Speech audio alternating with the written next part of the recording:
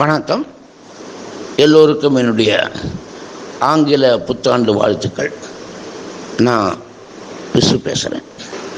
நான் தயாரிப்பாளர் சங்கத்தில் ஓட்டு போட உரிமை இல்லாத மெம்பர்.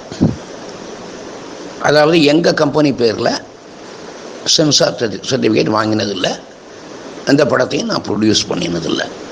ஆனால் எனக்கு தெரிஞ்சு இந்த ஃபஸ்ட் காப்பி அப்படிங்கிற சிஸ்டத்தை கொண்டு வந்ததே நான் தான் நினைக்கிறேன். அதாவது தயாரிப்பாளர் சார்பில் படத்தை எடுத்து கொடுத்து பேமெண்ட் எல்லாருக்கும் செட்டில் பண்ணி தயாரிப்பாளருக்கு பிரிண்டை கொடுக்குற அந்த ஃபஸ்ட் காப்பிங்கிற பேசிஸில், அந்த முறையில் எனக்கு நான் தயாரிப்பாளர் சங்கத்தில் மெம்பராகவும் இருந்தேன். இது மட்டும் நான் இந்த ஃபஸ்ட் காப்பி எடுத்து கொடுத்த எந்த படங்கள்லையும் எந்த தொழிலாளியோடையும் எனக்கு பிரச்சனை வந்ததில்லை. நான் பெப்சியில் எந்த கம்ப்ளைண்ட்டும் என் மேலே வந்ததில்லை. நான் தயாரிப்பாளர் சங்கத்தில் போய் எந்த கம்ப்ளைண்ட்டையும் யாருக்கும் பதிலும் சொன்னதில்லை. அந்த முறையில் ஒரு நாணயமான ஒரு ஃபஸ்ட் காப்பி ப்ரொடியூசராக இதனால் நான் நடந்துக்கிட்டு இருக்கிறேன். அந்த தயாரிப்பாளர் சங்கத்துக்கு தேர்தல் வரப்போகுது. நீங்கள் பார்த்தீங்கன்னா, இல்லை அதுக்கு முன்னாடி ஒரு விஷயம் சொல்கிறேன். நான் தயாரிப்பாளர் சங்கத்தில் ஒரு மெம்பர், நான் ஓட்டு போட உரிமை இல்லாத மெம்பர்னு நான் சொன்னேன். பட் ஐ டோன்ட் நோ, நான் என்ன சப்ஸ்கிரிப்ஷன் கட்டிட்டு தான் இருக்கேனான்னு எனக்கு தெரியாது. நான் செக்அப் பண்ணி சொல்கிறேன். நான் திடீர்னு பேசுனதுனால நான் அதை பார்க்கல. இப்போ நீங்கள் பார்த்தீங்கன்னா, பதவிக்கு வர ஒவ்வொருத்தரும் சொல்கிறாங்க சின்ன படங்களை ஆதரிக்கணும், சின்ன படங்களுக்கு ஊக்குவிக்கணும், சின்ன படங்களை கைதூக்கி விடணும்னு சொல்கிறாங்க. பட் எத்தனை சின்ன படங்கள் வெளியிலேயே வர முடியாமல் தவிக்குது. சின்ன படங்கள் எடுக்கிறதுக்கு எந்த ப்ரொடியூசரும் இப்பொழுது தயாராக இல்லை. ஓப்பனிங் ஒரு பெரிய படத்துக்கு இருக்கிற கிளாமர் இருந்தால் சின்ன படத்துக்கு தியேட்டர் கிடைக்கும். இல்லைன்னா வெள்ளிக்கிழமை ரிலீஸ் ஆகி சனி போக ஞாயிறு தூக்கிடுறாங்க சார். இந்த படம் சம்சாரம் அது மின்சாரம் படமே மவுத் பப்ளிசிட்டியில் தான் பிக்கப் ஆச்சு. ஆனால் இப்போ மவுத் பப்ளிசிட்டிங்கிறதுக்கு ஒரு வாய்ப்பே இல்லாமல் இருக்கு. அந்த சின்ன படங்களை பற்றி யார் கவலைப்படுறாங்க? ஆனால் எல்லாரும் சொல்கிறாங்க சின்ன படங்களை ஆதரிக்கணும், சின்ன படங்களை ஊக்குவிக்கணும்னு. நான் எழுத்தாளர் சங்கத்தில் தலைவராக இருந்ததுனால நான் பெப்சி மீட்டிங்களுக்கு போக வேண்டிய கட்டாயம் எனக்கு இருந்தது. அந்த பெப்சி மீட்டிங்கில் சொல்லுவாங்க, சார் தயாரிப்பாளர் சங்கத்தில் மெம்பராக இருந்தால் இங்கே பெப்சியில் மெம்பராக இருக்கக்கூடாது சார். ஏன்னா டூயல் இன்ட்ரெஸ்ட், அதாவது அங்கே இன்ட்ரெஸ்ட் இருக்குமா இங்கே இன்ட்ரெஸ்ட் இருக்குமா அப்படின்னு ஒரு பிரச்சனை வரும் அப்படின்னே சொல்லுவாங்க. எனக்கு தெரிஞ்சு 2 பேர் பேரையே சொல்கிறேன். மிஸ்டர் குகநாதன் சார் ஒரு கமிட்டி மெம்பராக தயாரிப்பாளர் சங்கத்தில் இருக்கிறச்சே ஒரு அப்ஜெக்ஷன் இங்கே பண்ணாங்க பெப்சியில். அதே மாதிரி மிஸ்டர் செல்வமணி தயாரிப்பாளர் சங்கத்தில் கமிட்டி மெம்பராக இருக்கிறச்சே இங்கே பெப்சியில் ஒரு அப்ஜெக்ட் பண்ணினாங்க. நான் அப்போ இருந்தேன். ஆனால் இப்போ இருக்கிற நிலைமை என்ன? தயாரிப்பாளர் சங்கத்தினுடைய தலைவரும் மிஸ்டர் தானு, பெப்சியினுடைய தலைவரும் மிஸ்டர் சிவா கைகோத்து பிஸ்னஸ் பண்ணுறாங்க. இது எப்படி சார் ஒரு நியாயம் கிடைக்கும்னு நம்ம எதிர்பார்க்க முடியும்? அவர்கள் நல்லவர்களாகவே இருக்கலாம். அங்கே கைகோத்து பிஸ்னஸ் பண்ணினாலும் அவர் தயாரிப்பாளர் சங்கத்துக்கு மட்டுமே பேசலாம், சிவா அவர்கள் பெப்சிக்கு மட்டுமே பேசலாம். ஆனாலும் வெளியில் தள்ளி நிற்கிற எங்களுக்கு என்ன சார் தோணும்? சின்ன படம் எடுக்கிறவங்களை பற்றி இவங்க கவலையே படுறதில்லையேன்னு தானே தோணும். இவங்க 2 பேரும் நல்லா இருக்கிறாங்க, 2 பேரும் ஒத்துமையாக இருக்கிறாங்க, 2 பேரும் பிஸ்னஸ் பண்ணுறாங்க, நம்மளை பற்றி கவலைப்படலேன்னு தானே தோணும். இந்த மாதிரி சமயத்தில் தான் நடிகர் சங்கத்தில் செயலாளராக தேர்ந்தெடுக்கப்பட்டு மிஸ்டர் விஷால் வந்தார்.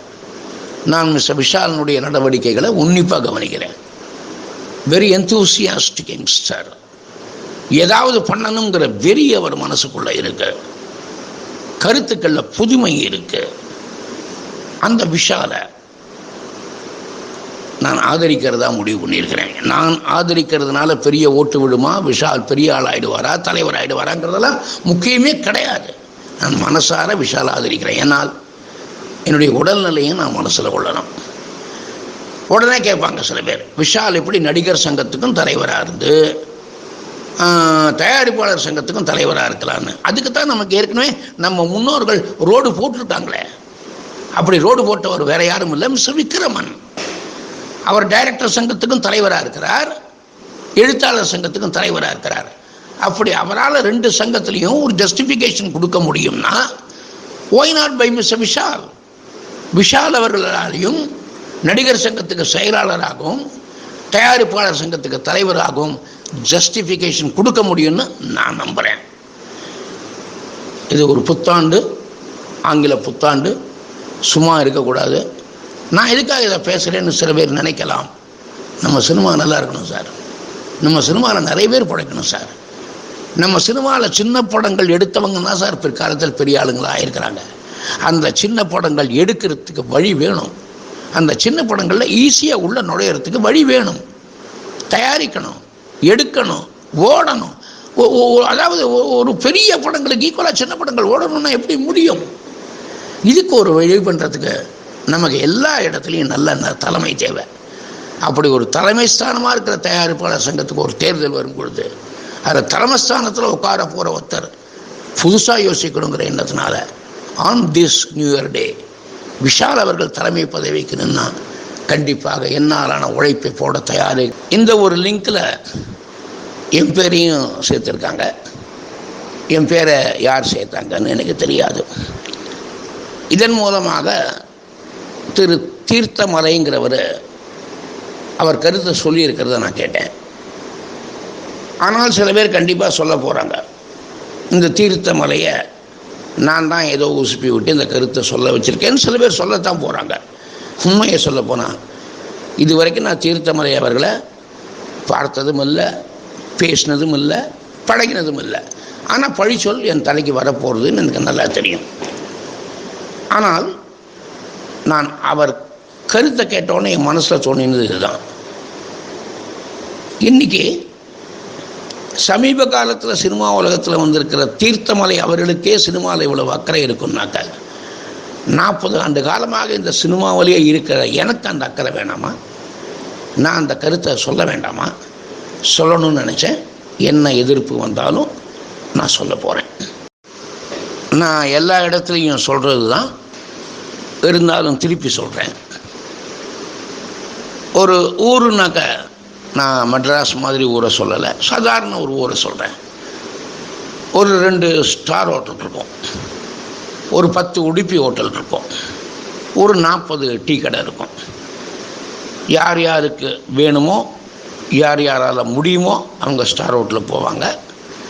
ஸ்டார் ஹோட்டலுக்கு போக முடியாதவங்க, இருந்தாலும் ஓகேங்கிற நிலைமையில் இருக்கிறவங்க உடுப்பி ஹோட்டலுக்கு போவாங்க. இது 2க்கும் போக முடியாதவங்க டீ கடையில் போய் இந்த பெஞ்சில் உட்காந்து டீ சாப்பிடுவாங்க. இதுதான் பொருளாதார நியாயம். சினிமாவும் அப்படித்தான் ஒரு காலகட்டத்தில் இருந்தது. பெரிய பட்ஜெட்டில் படம் எடுத்தவங்களும் எடுத்துகிட்டு இருந்தாங்க, மீடியம் பட்ஜெட்டில் படம் எடுத்தவங்களும் எடுத்துகிட்டு இருந்தாங்க, லோ பட்ஜெட்டில் படம் எடுத்தவங்களும் எடுத்துகிட்டு இருந்தாங்க. அப்படி லோ பட்ஜெட்டில் படம் எடுத்து, லோ பட்ஜெட்லேயே படம் எடுத்து ஒரு 30லேருந்து 32 படங்கள் வரைக்கும் பண்ணி அந்த லோ பட்ஜெட்டில் கிட்டத்தட்ட ஒரு 10-15 வருஷம் சஸ்டெயின் பண்ணி ஒரு குடும்பத்தை காப்பாற்றி 3 பொண்ணுங்களை கரை சேர்த்து இன்றைக்கும் ஓரளவுக்கு நல்லா வாழ்ந்துட்டுருக்கேன்னா அந்த டீ கடையினால்தான். அந்த உரிமையில், டீ கடைக்காரங்கிற உரிமையில் விசு ஒரு டீ கடைக்காரனா நான் உங்கள்கிட்ட பேசுகிறேன். தயவுசெய்து டீ கடைக்காரன்னா தப்பாக நினைக்காதீங்க. இன்றைக்கி நாட்டில் டீ கடை வச்சுருந்தவங்களாம் என்ன பண்ணிக்கிட்டு இருக்காங்கன்னு உங்களுக்கே தெரியும். உங்கள் அனைவருக்கும் நன்றி கூறுகிறேன். நன்றி, வணக்கம். இன்னும் இது போல அடுத்தடுத்த மேலும் சுவாரஸ்யமான சினிமா செய்திகளுக்கு சப்ஸ்கிரைப் செய்யுங்க ரீல் பேட்டி.